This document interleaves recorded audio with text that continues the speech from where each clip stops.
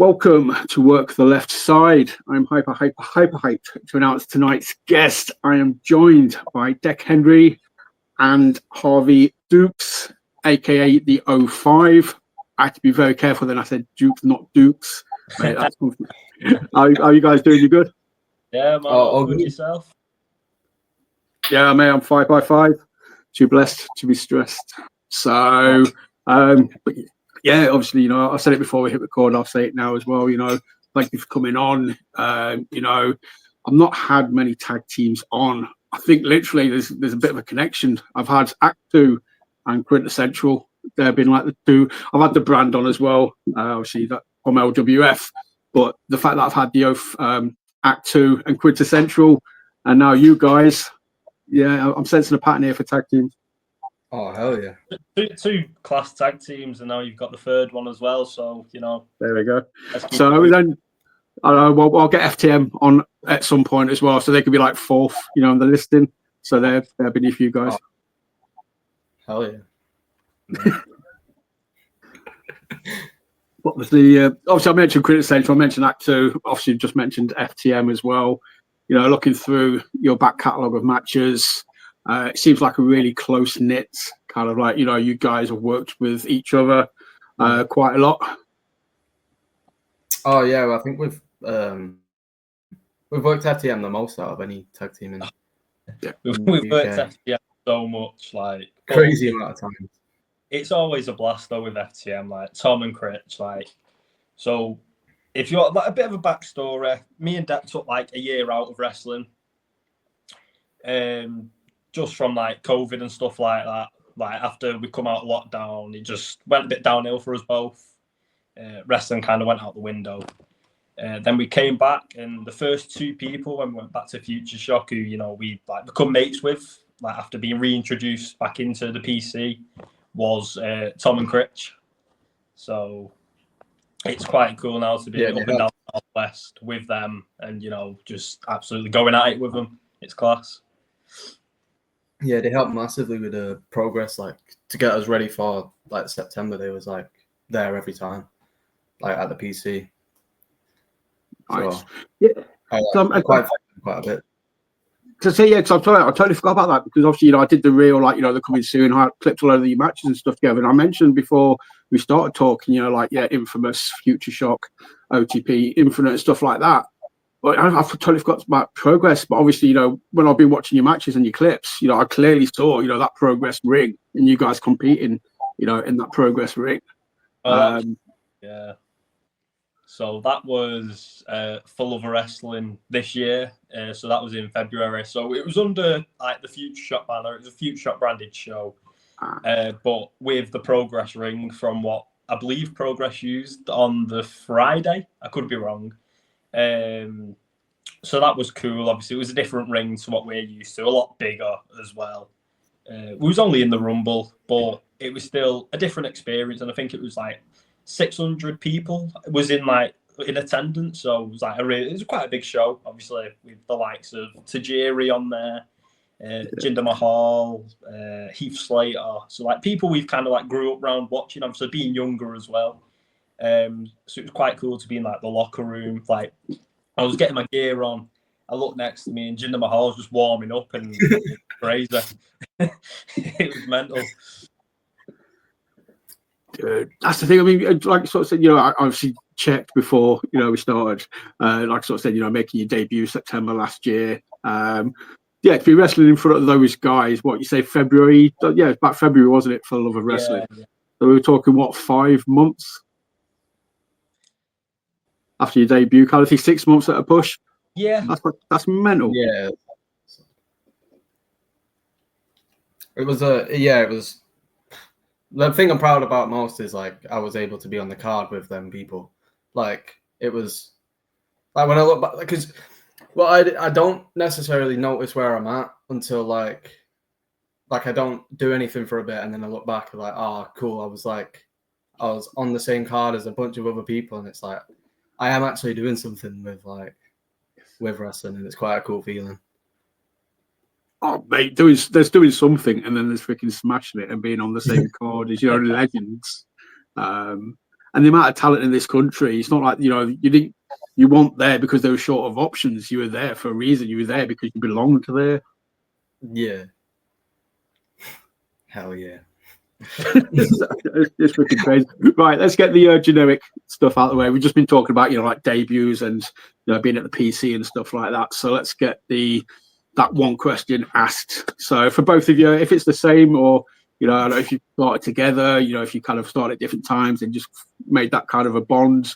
But what got both of you into wrestling? What made you take those first steps pre-COVID? But what made you want to be a wrestler?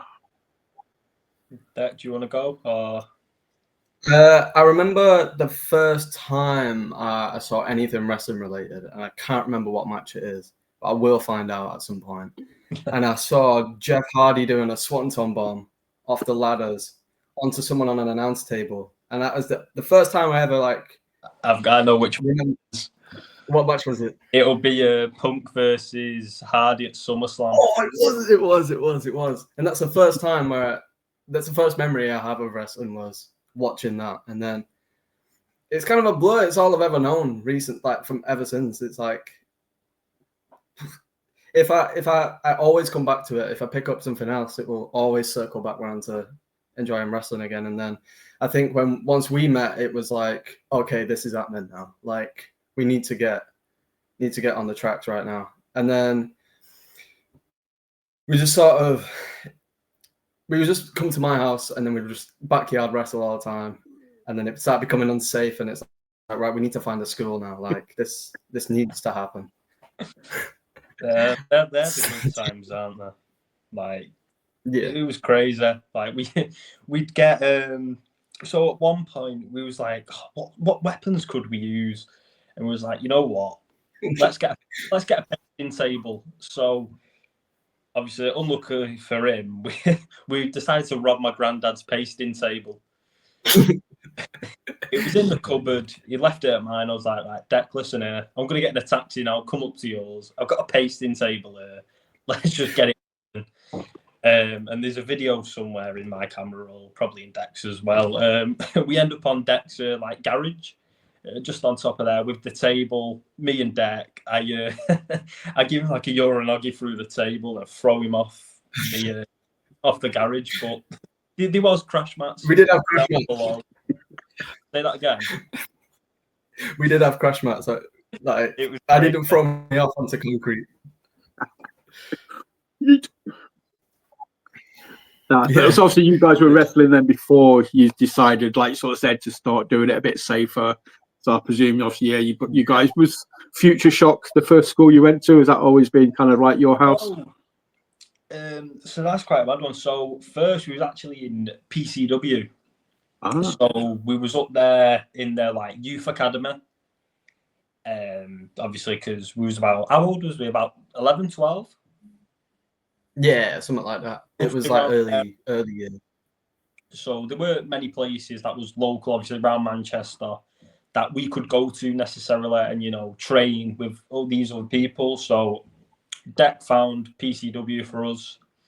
So we was in there for about a year or so, 2 years maybe, and then eventually, obviously, when we was at the age, we found our way to the FutureShock PC, which we actually didn't know about. And then I started going to FutureShock shows with my granddad and my uncle, like about 14, 15.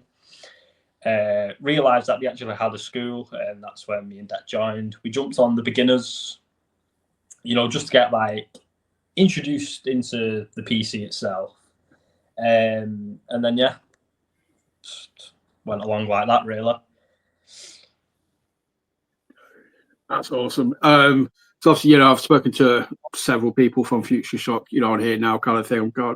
And literally everybody I've ever spoken to that's been to FutureShock, first of all, they're awesome human beings. They're really, really cool. But yeah, they've got nothing but love for the place. They just, Chris Ridgway, the drills he runs, just making people just spew, just doing the circuits. Obviously, Sam Bailey is, again, I've said this so many times, if I annoy people by repeating myself, but Bailey's just one of the best in this country. So he's kind of got that underappreciation thing where you're just like, he is so good, but enough people aren't talking about him when they should be. Or I think more people are talking about him now. But you know, it's just you can't go wrong learning from Sam. No, Sam's class. Like Sam's been there since like our first day at the PC. Sam's been there, but also two people that was there on our first ever training session was the young guns, Ethan. We them, you know, being around there, all from the same area as well in Manchester, which is pretty cool. But yeah, they was there for our first ever session. We kind of made a nice little like bond with them. Obviously, being from the same place, training at the same place, so they kind of took us under their wing for a bit while we was there, and then it kind of just broadened off from there. It's not a bad team to kind of learn from, is it? No, not at all. 100%, absolute class. I noticed as well, though, looking through your matches, I think it was like your second match on Cage Match anyway. It's you two guys, it's you guys against Sam Bailey and Chris Ridgway.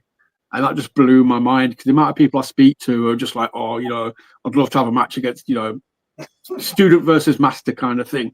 You know, they have to wait ages to get that match. And it's like you guys got it pretty much, you know, like straight away.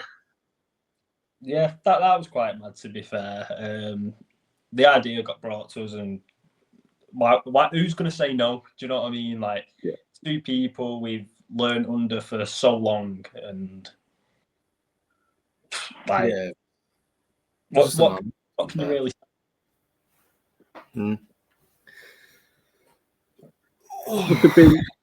Must have been a weird one though. Like, so say so early as well into the journey, and you guys and you beat them as well.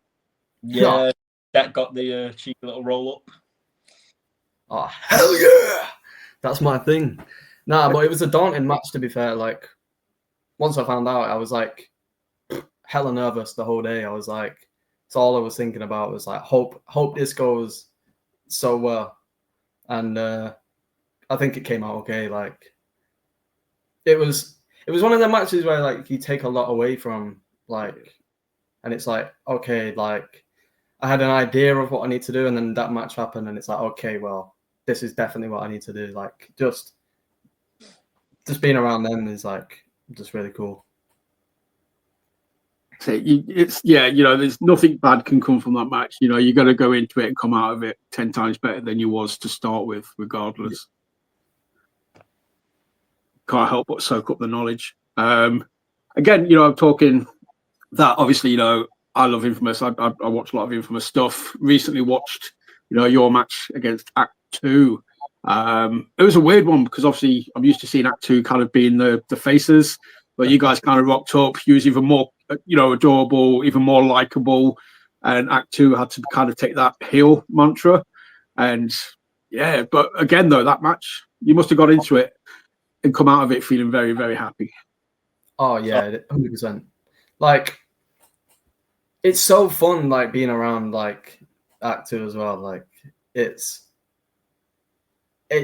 doesn't feel like any pressure. Like, it's like they make it feel so comfortable. Like, they're just funny guys as well. Like, the whole day was super fun, and I'm really happy with how the match came out, because like that's one that I've been wanting for a while. Like, when we was in PCW, we'd worked with Act 2 like all the way back then, so like it was like full circle, that match. Like, having a proper like tag team match with them two was cool. Yeah, man. It was. That would have been cool if you still had footage from like the PCW days, you know, being able to compare that to the Infamous match. You could sort of see, you know, just the worlds apart, you know, the difference and how far you've come, kind of thing. Yeah. I remember, like, I always look back at like old stuff, little clips, and think, wow, you know, like you always compare yourself like from then to now, and you look how far you've come. It's like I think it was like a little clip, and it was me just giving Knudsen like a spinning DDT or whatever it were. And like you look back to it now and you think, oh well, like Dec said, we've come, like, you know, we've come round and we're now working with them, and you know, we're on a good level. We're not kids anymore, you know. It's crazy. you're holding your own and it's a 50-50 kind of thing. I think, well, you out-jacked Jack Dec with the backflip spot. But he's like, yeah, backflip, sorted. Easy peasy.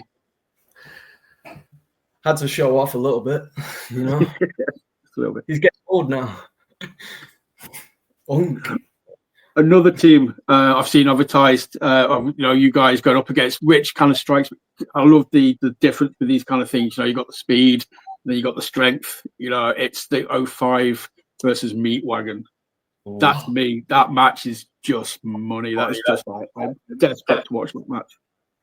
Yeah, Meat Wagon are absolute top lads. Like, both of them are so sound, so easy to work with. It's like, if you get nervous, they just say, shut up, calm down. You know what I mean? Like, they've got so much experience as well, and the different people they've worked. Like, on that Love Wrestling card, like, going back to that, they worked Breezango. Like, that's so mad to think, like. And then they're working with us. It's like, it's just, wrestling's so good right now. Like, it's so crazy. It's mind blowing. Like I said, you can go from that to that. I think I was speaking to Troy Ryan just before, for the Love of Wrestling, and he was on about, the upcoming match against Breezango, and it was just like, it's freaking, it's just the wonderful world of wrestling. You just can't predict it, kind of thing. It's awesome.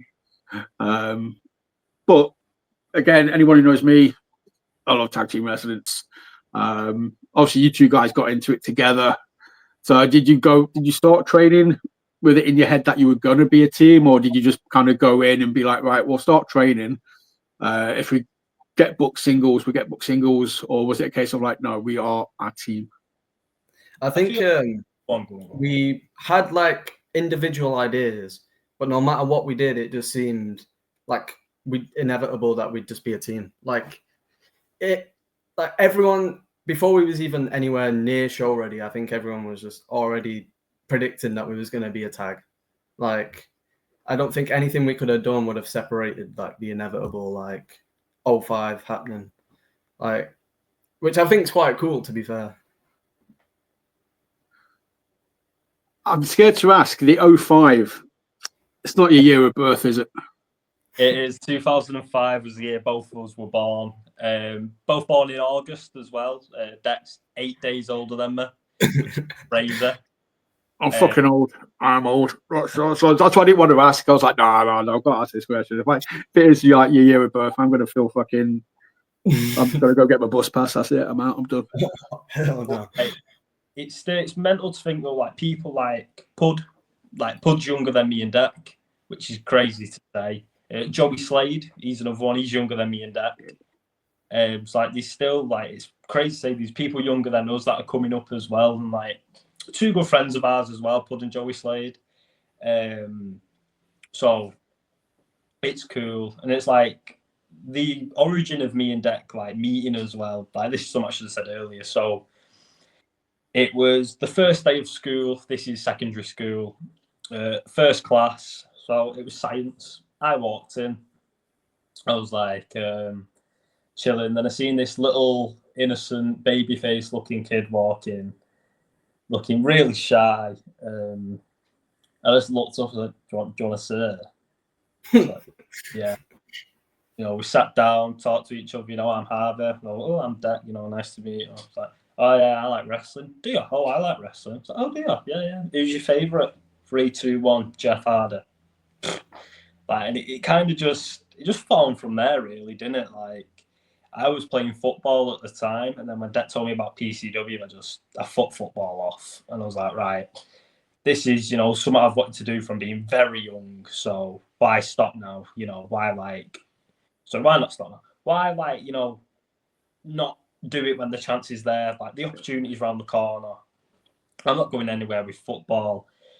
Why not try, something completely different? And that's kind of just how it rolled from there, from PCW to FutureShock to now being on shows and being a tag team together. So it's crazy how like life works, to be honest with you.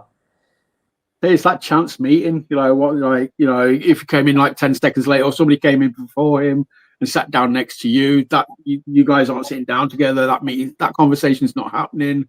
You know, it's fucking parallel. There's like the multiverse somewhere where you two guys never spoke, and you're both wrestling, but you're bitter enemies or something crazy like that.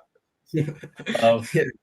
but like, if I didn't meet Dec, I could have been playing for Man City now. Do you know what I mean? I could have been wow. Foden. Nah, I'm taking the. Nah, messed that A up. great friendship or millions and millions of pounds. Looks like I took the friendship, and it paid off. It paid off. Love it. I've just got that image from like when you guys said, you know, talking about wrestling. Again, it's an age thing. I forget how old some films are. There's a film called Step Brothers. There's a scene where they say the same thing. And they're like, "Did we just become best friends?" It's like, yeah, that's it. That's our latest merch drop as well. That Step Brothers. Yeah, we did some. Yeah, I like that. Oh, there you go. Great minds think alike. Well, better minds think alike, and I'll jump on the bandwagon. Dude, that's awesome. So yeah, you know, you've got the whole sort of like, you know, say you've got the tag team going forward.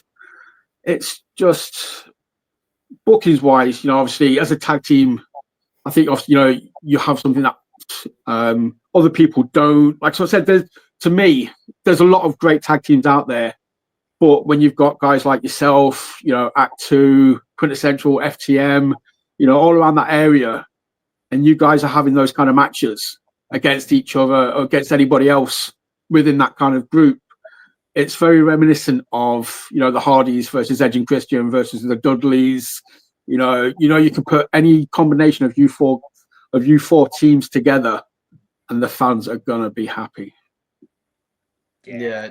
It certainly does feel that way at the minute.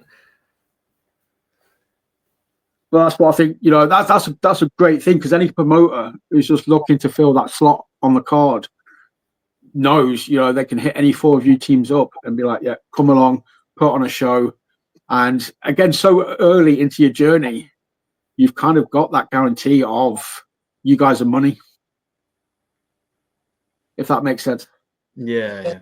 It is cool, like knowing, you know, promoters can just turn to us if we're needed. You know, it's nice to be in the position we're in right now. Like we've not even hit a year, like being, you know, in the world of wrestling on shows and stuff like that, and to be in the position of, you know, where we can turn up at shows and be fan favorites, and, you know, people just, you know, there cheering for us, wearing merch.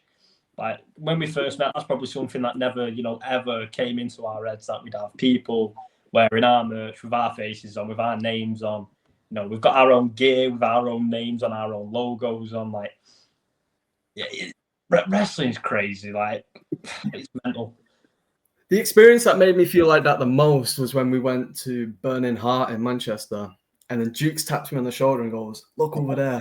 And there's just a guy with our shirt on, just at a Burning Heart show. Doesn't even know we're there. And it was like, that's so mad. Because I designed that in my room at like 3 a.m, and that guy's just wearing it. It was like such a euphoric feeling. Like, it was so cool. That's awesome.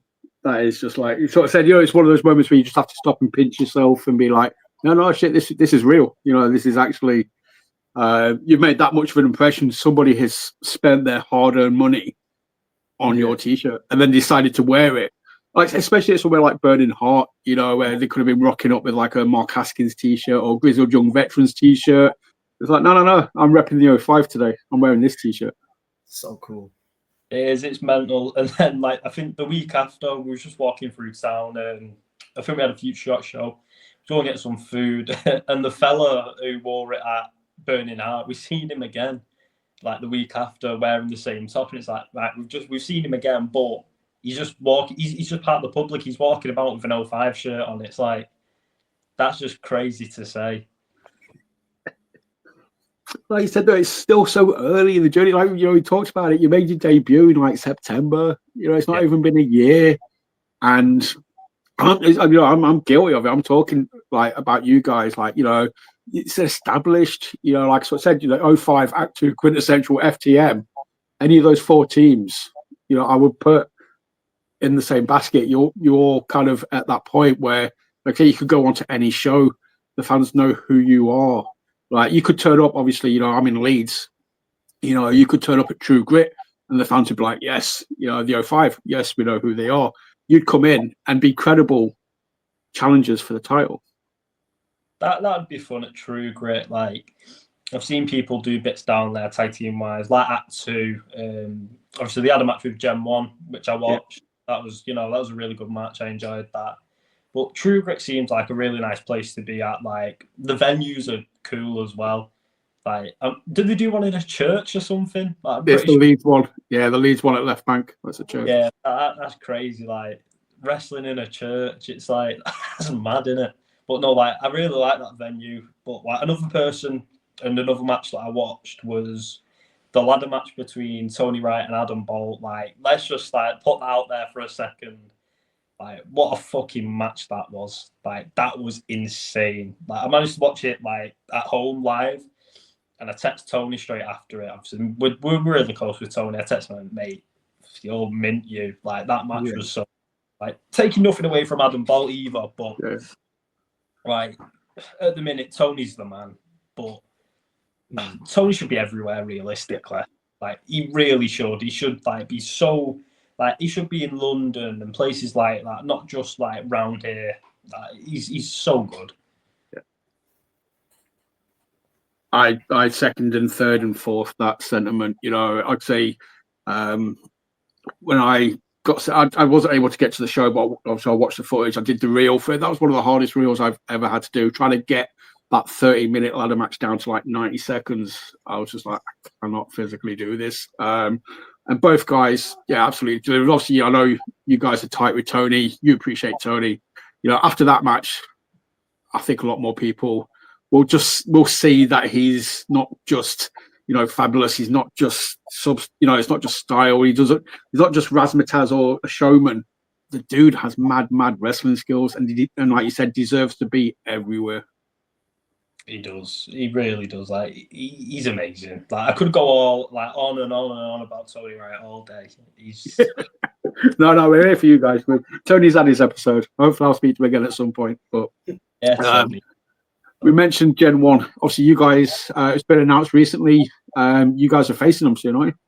We are, yeah. At FutureShock's 21st anniversary show. So FutureShock's older than us as well, which is crazy. Like, we're officially like the youngest on the roster, and the only people that are younger than FutureShock itself. So that's like who were on the FutureShock roster. There is people younger, but I mean, who are like on the FutureShock shows and stuff like that. Literally the only ones I'm pretty certain that are younger than FutureShock. Dude, that's mental. That's absolutely mind blowing. But yeah, obviously, you know, we've just been giving props to Tony. I'd be amiss, you know, if we didn't shout out Mr. Pele and James Grayson as well.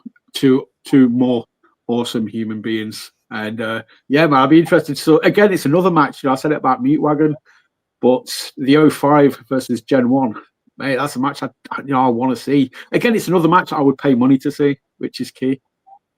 Yeah, so it's like, they're another team when we come back to FutureShock. They was also there. So Pele just about made his debut, I'm pretty sure, with FutureShock. So it's kind of cool to see people like that on the come up. There's like a whole like wave of them came through, like the PCs, like Bright Strong, Dr. Proctor, Pele, people like that, Grayson as well. Like, they all kind of came up together. And like, as me and Dec came back, so it's cool to see, you know, what some of them are doing now, like Pele, you know, doing loads of Pride shows and stuff like that. It's cool to see. Looking at Infamous as well. Again, it's, you know, you guys aren't short of promotions over there, you know, quality promotions as well, you know, just to kind of turn up and do your thing on. Because it's, again, you know, I'm based in Yorkshire. I'm a Midlands boy, so I follow the wrestling down in like Nottingham and Birmingham and stuff like that. Obviously, following Yorkshire because that's where I am. But you guys have got an amazing scene, you know, over that way. Manchester, Liverpool. It's, again, I'm not going to say what. I don't know if you guys are a little bit competitive with each other. You know, if you're looking at other territories, like Newcastle is smashing it at the minute as well. But do you kind of get that homegrown pride of like, no, Manchester scene's better than anything? Yeah, it's like the Northwest scene right now it's booming, in it. Like, there's so many top promotions. Like, the ones we've worked for, FutureShock, Infamous, Infinite, obviously OTP, it's, you know, going through stuff at the minute, but hopefully it's back soon. But yeah, like new ones on the rise, like Salford City Wrestling. That's somewhere, you know, we'd look to go against. Two people that spring to mind that there now is the Banter Bus, Danny Proper, sorry, and Tom Felwell. Love to get in the ring and mix it up with them too at some point, hopefully. And I think you've got TNT over there as well. You've got Wrestle Island. Of course, TNT, I couldn't forget. There's loads of teams there, like at TNT. Look, like Act 2, FTM, Quintessential. So it'd be nice, you know, to be another name added into that TNT roster. Just again, it's crazy, you know. Like, you know, right now in British wrestling, it's just so much awesomeness out there. But I've said it to other people as well before. You guys have got to be happy as well, because, like I sort of said, there's so much talent out there. There's so many great people. Every time you get a booking, it's got to be kind of like a massive pat on the back to be like, look, we are that good. You know, we deserve that spot on the card. The booker has decided to pay me instead of somebody else. And like I said before, it's not because they're short of options. You know what I mean? You're the best of the bunch for that show. Yeah, it is. It is a nice feeling. It's one of them that doesn't. It surprises me every time. Like, I was going to ask, well, first booking outside of FutureShock, somebody outside of your school obviously has heard of you, knows who you are, and has been like, yeah, come on, let's give these guys a chance, get them on our show. What was the first booking outside of FutureShock? Was it OTP? It might have been OTP. Yeah. Was there OTP or Infamous one? I can't remember which one came first looking through the list. I think it was OTP. We had NAF. Yeah, because it was, yeah. Real. Do you guys remember that? Or was it like, you know, I mean, again, though, I suppose walking into that locker room, I'm sure it's full of familiar faces. It wasn't like you was, you know, going too far away kind of thing, or walking into a massive building full of people you didn't know and you just kind of sat there like. It was quite comfortable, to be fair. Like, yeah, Joey Hayes was like really sound. Like, he was super cool to work with as well. Like, we love Joey. He was just like super open to ideas. Like, it's one of them matches where you walk away like better than you like went in. Like, you just learn so much just subtly. Like, you don't even go into the match expecting to learn a bunch of things, but then you come out of it learning anyway. Like, it's really cool. Like, soak it all in. Yeah, it was Joey and Drill won it. Naff. Yeah. Yeah, we love Joey. Joey's awesome. You know, he's old. You know, he's one of the.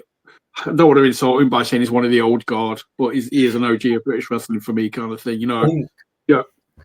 Joey, Kirby, you know, CJ Banks, all those guys. Well, you know all those guys from, you know, through PCW, I'm guessing, at your time there. Yeah, and obviously through FutureShock as well. A few of them were on the shows, like when I was going as like younger.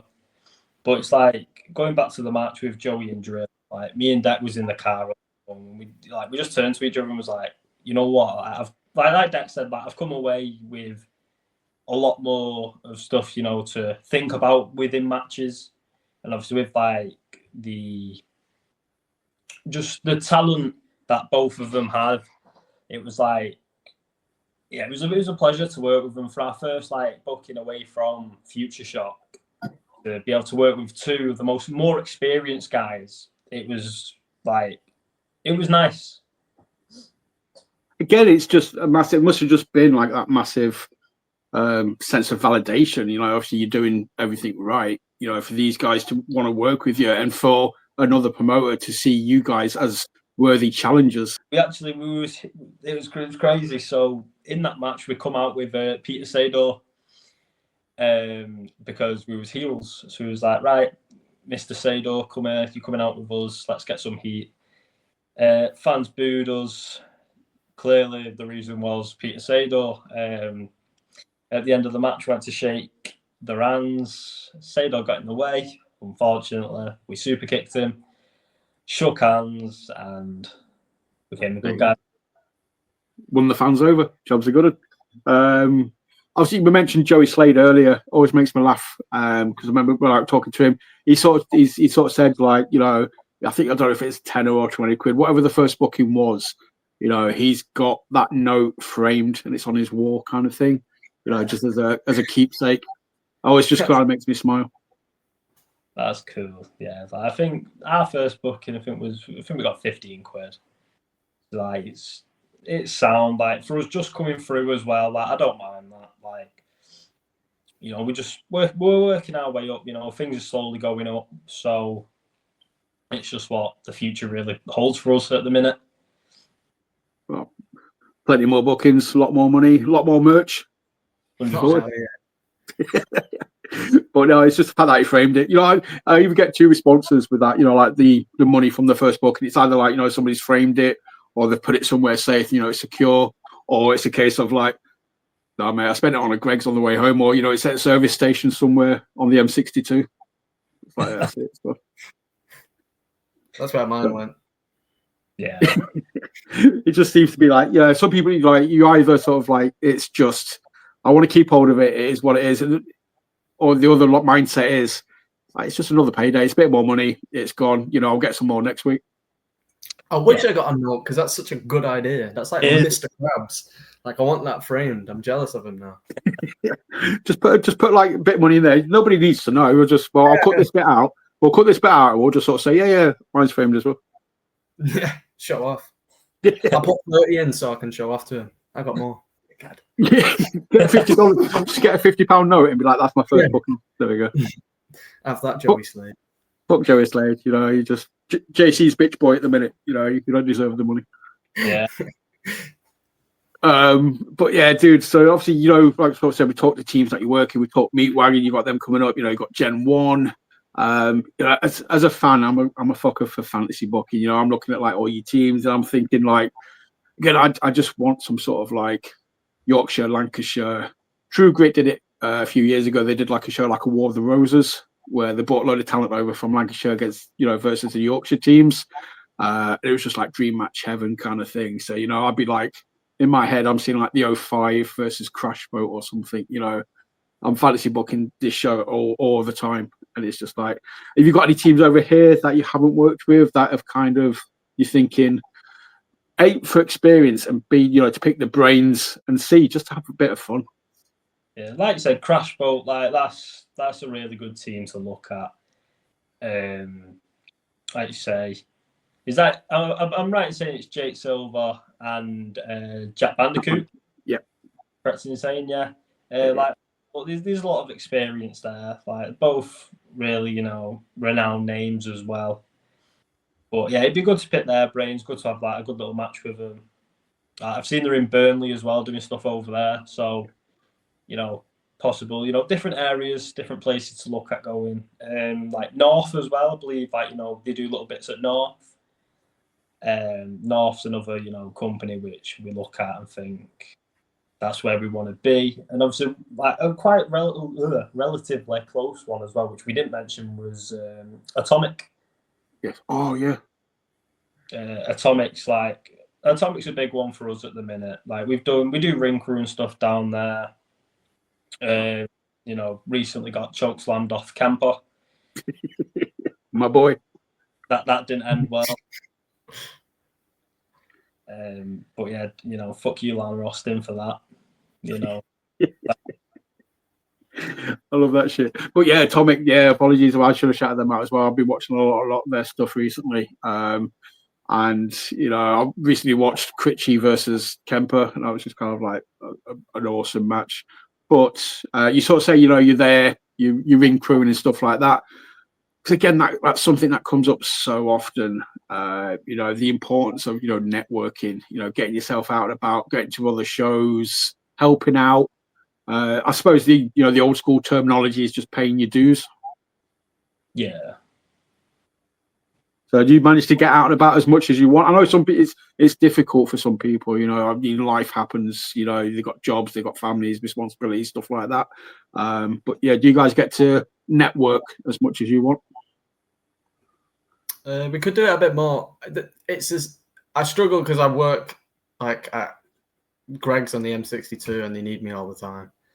So like it's tough to tell them like, look, because you don't understand the importance of like I need to be at this show. Like Just be shit at your job. Like, why are you even good at it? Just yeah, no, I should.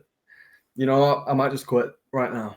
But it is annoying, like because I'll ask for a day off and they'll be like, oh, why? And it's like, oh, wrestling. They won't understand like why I booked it off.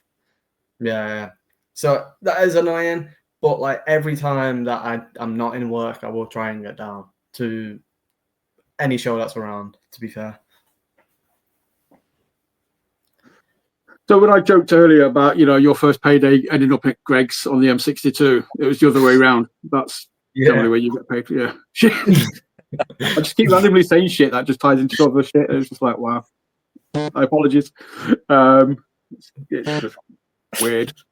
But yeah, Atomic there is just, but again, they've got that great sort of tag team scene. And I don't know, man, it's just like I said, with the 05, it just wouldn't surprise me if you guys turned up anywhere. Like I sort of said, it's such a short space of time, 9 months into the journey, to have that kind of a credibility. I know I've kind of repeated myself, but it's just mind blowing. It's just, I can't say it often enough to make it sound like the kind of achievement that it is. It's just, I think it's fucking awesome. Yeah, it is mental. Like we said before, we're just approaching a year. Well, I say just, we're about still a month away, 2 months. But it's crazy. It's like probably the biggest name we've worked with now as well was Steve Macklin at a FutureShock show in April, I think. It was a 6-man tag, so it was us and Steve Macklin versus Declan MacArthur and of course FTM. And like that was a really cool match to look at and think, we're with this guy. He's, right now he's TNA's international champion. That's crazy. He was also in WWE.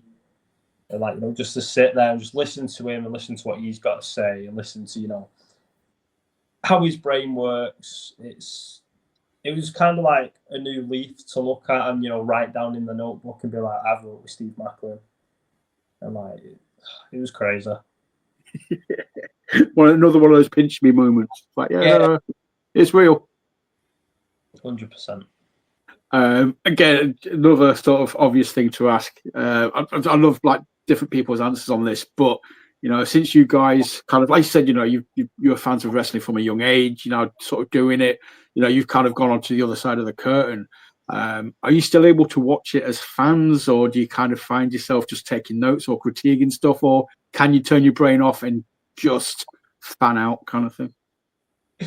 So I'll watch it with my missus. So we'll sit there and we'll watch wrestling, and like we'll watch a match, and they'll hit a near fall. She won't have a clue what's going on. Like the hit, she's like, "Oh, like, are they gonna win?" And I'll sit there and like, "Watch, he'll kick out. 1, 2, shoulder up." And he just looks at me, she's like, "You ruined that for me." Like, I know, and I am sorry, but it's just like at that point, that's kind of how your brain works. You're looking at it for like an art now, and you're trying to critique that art, put it into your own repertoire, to see how people do it. So it's like, Will Ospreay does something, he sells the way he sells. Like a big seller, and like, a lot of people will agree with this, is Dolph Ziggler, Nick Nemeth. And like you kind of look at him, you look how he moves, and you kind of want to put that into your own repertoire. But yeah, people like that you kind of look at, and when you're watching them, you're like, you know what's coming. So sometimes it is hard to switch that off and, just be there as a fan, try and be that, 5, 6-year-old, 7-year-old kid watching it again. But yeah, that's me personally. I don't know about you, Dec, but yeah, it is the same. I try my hardest though. Like I will like force myself to not try and call it spot for spot. Like I'll just, if I notice myself doing it, it will be like I will sit on my hands type deal. Like I will just enjoy it as best as I can. It is hard though. He is right. It is so hard to to not like, oh, that's they're in this bit of the match now. Like it is really tough.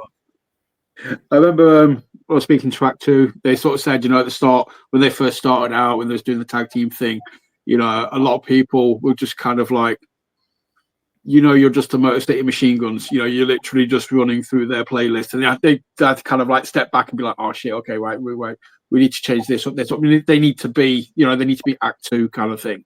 And they're aware of it and they kind of worked on it. But it must be hard, especially like with the tag team stuff, because like, so you mentioned the Hardys, there's so many sort of iconic tag teams out there that you kind of want to take some of their stuff, but then you kind of need to twist it so it doesn't, you don't end up being a tribute act, basically.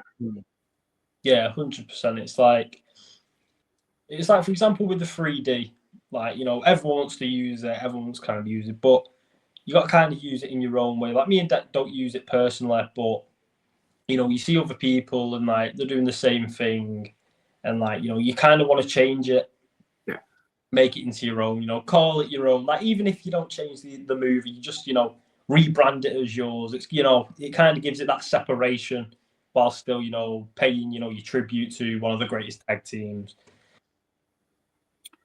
That's the thing, though.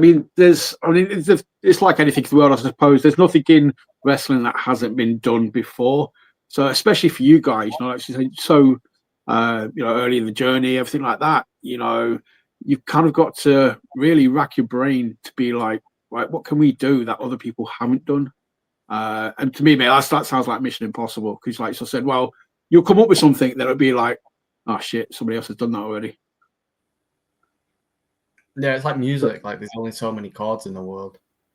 Like, it's different combinations. Like you just said, though, I suppose it's just putting that spin on it. It's putting that twist on it. It's putting that little bit of just an extra movement or a mannerism or just something afterwards that makes it yours. That episode of South Park when they're trying to come up with something like that, Simpsons did it. Oh, yeah. For fuck's sake.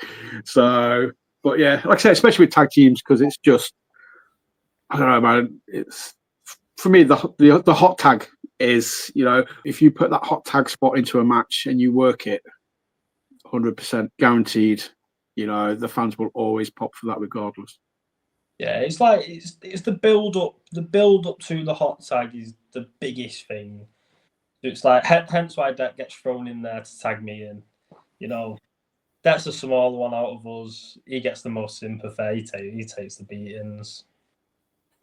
But yeah, it's like the build up, like the crawl, the stop, the crawl again, the build up.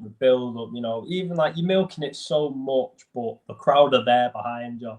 And as soon as that tag happens, I've like, whoever's on the hot tag burst in, you hear the pop from the crowd. That's when you've done it. But you have to keep that momentum going then. You don't want to tag in and people pop for it and then they just shut off. You're just throwing a quick punch. It's like, I'm guilty of that. I throw punches in my hot tag, but it's it's fast paced, it's quick, it's not slow movements. You want to be fast, you want to keep that energy up. The moment you drop, that's the moment the crowd drop. You need to be persistent with what you're doing. After that hot tags happen, then let it set, let it soak in. You don't want to be rushing to something else.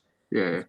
You want the crowd to kind of take in. Obviously, I'm kind of peeling back the curtain a little bit here, but you want the crowd to soak it in, like what you've just done.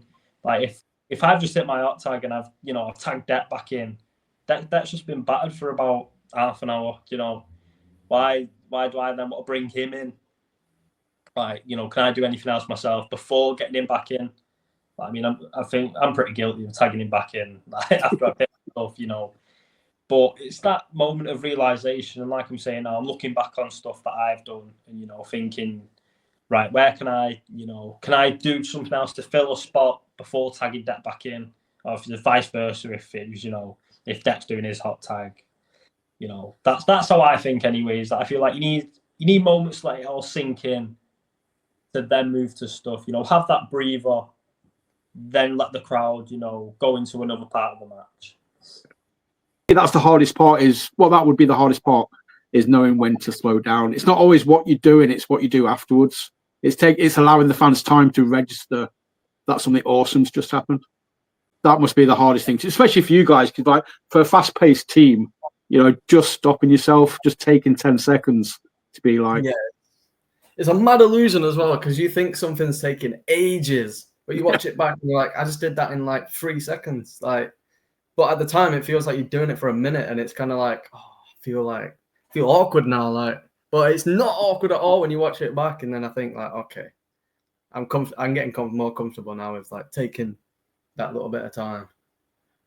Yeah, and it's like while being Dec was training, no matter like who the coach was, whether it was Baylor, whether it was Ridgeway, we'd always get told to slow down, like everything we did, because it's more the fact of yet again, peeling back the curtain, trying to remember everything, and you're trying to speed for everything. And Sam Bailey, like this is something that stuck with me for ages now. And he said, if you think you're going too fast, go slower. If you think you're going slow, go even slower. And like that's for me and Dec as well, being this, this fast-paced team that we are now. Like back then, being even like younger, not taking many bumps, we were so fast, getting stuff done. But yeah, like we never had that moment to sit and think, oh, we are kind of going too fast here. Let's kind of slow down. I think it's kind of catching up to us now, and the fact we're realizing where things need to be, where the fast-paced stuff can be, where the slower bits can be, and just the parts in between. Psychology. That's the magic word. Yeah. Psychology, man. It's not easy. I wouldn't definitely, that's why I'm sat here talking to you guys as opposed to somebody talking to me. I'm like, no, I could not do that. It just seems 1,000,001 things to remember.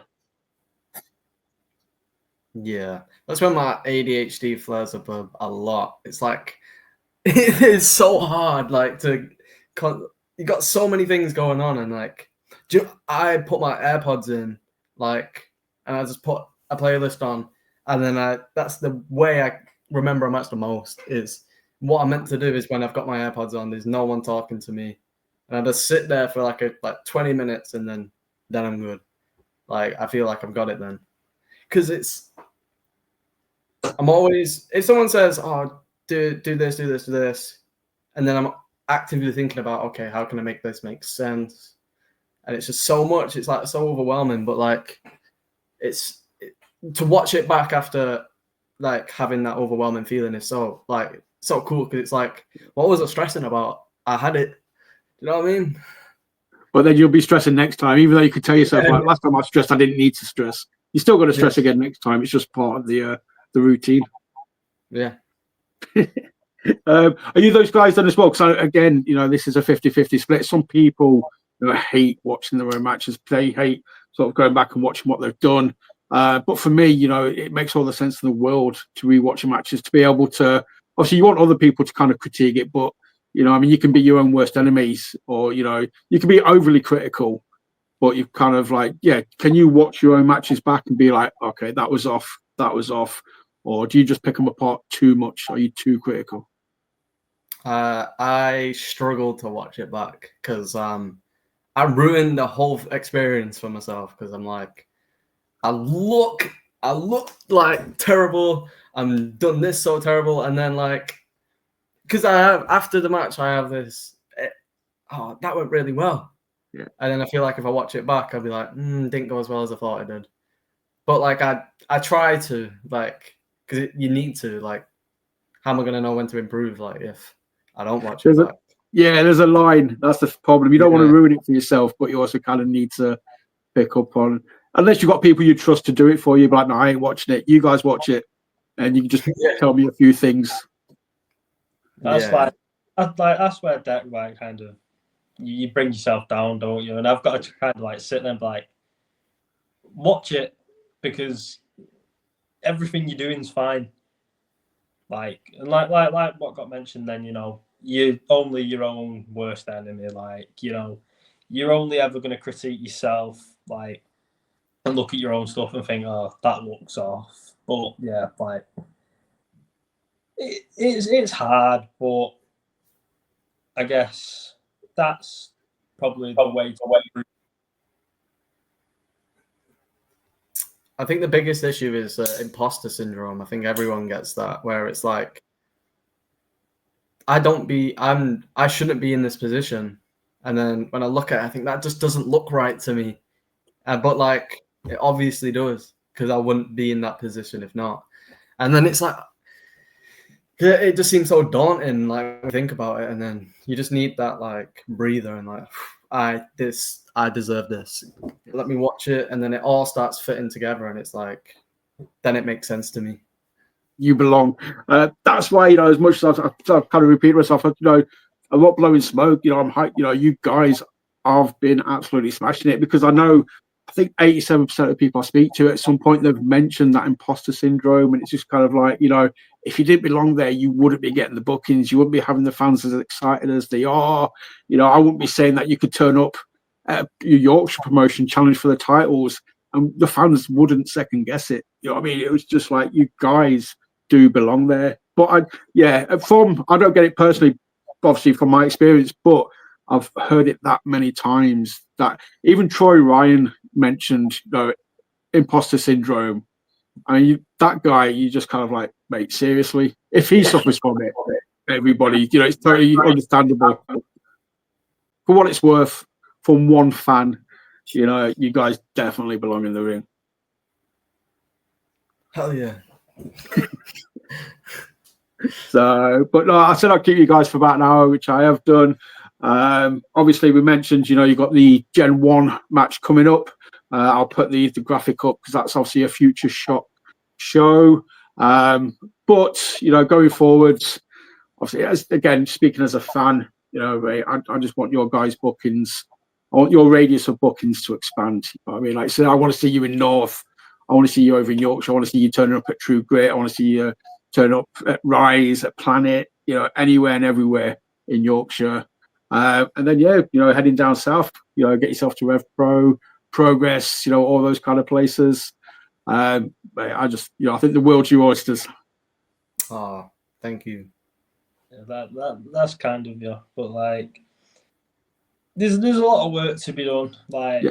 I don't expect any opportunities to fall to us right now. It'd be amazing if that happened, but for where we're at and where other people are at right now, I believe we've got a substantial amount of work to do. But like, it's just about promoters taking a chance on newer guys like me and Dec.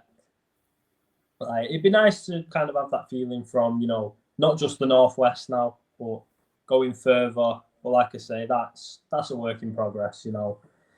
That can happen at any time. Let's put it one way. But like I say, it's just a matter of where and when. Oh, definitely. I'm saying all this, Jed. I sort of said before. 9 months into the journey, yeah. I'm hoping. I could check in with you guys in 12 months' time, and then we'd be ticking off, things off the list like, yeah, work for them, smashed it. I'm not saying I don't expect it to be in the next month. I'm talking like, over the next year or so. It's just you guys are so far ahead of the curve for being 9 months into wrestling. It's fucking mental. So, do you want to let people know where they can hit you up on Insta? Oh, hell yeah. At Dec Henry _. Hell yeah. Yeah. I'm on Twitter and Instagram at Harvey Jukes _.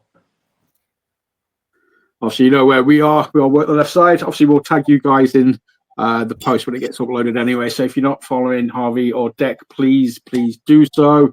Keep your eyes peeled for the future shows that they are on. Obviously, if you can get to that FutureShock show, please get to it. If there's any tickets available, I know they go pretty fast. But yeah, don't miss out on the chance of seeing the 05 versus Gen 1. It's going to be an amazing match. And yeah, thank you for watching. Hit like, subscribe, share, comment, do all the generic stuff that we always ask you to do. And yeah, keep your eyes peeled. We've got some awesome stuff coming up. We've got Tim Strange. We've got plenty. We've also got Casey Payne. That's another match I'd like to see at some point. The VGS versus the 05. Yeah, that could possibly happen. There's a few different companies we work with, which they also work with. Yeah. So it can happen. So I'll just throw that out there. That's my fantasy booking head. Put it into the universe. Let it manifest itself. So DJ King, if you're watching, 05 VGS, please, thank you. But yeah, okay, thank you for watching. Hit like, subscribe, share, comment, and we'll see you again very, very soon. And remember, always work the left side. Goodbye. Bye.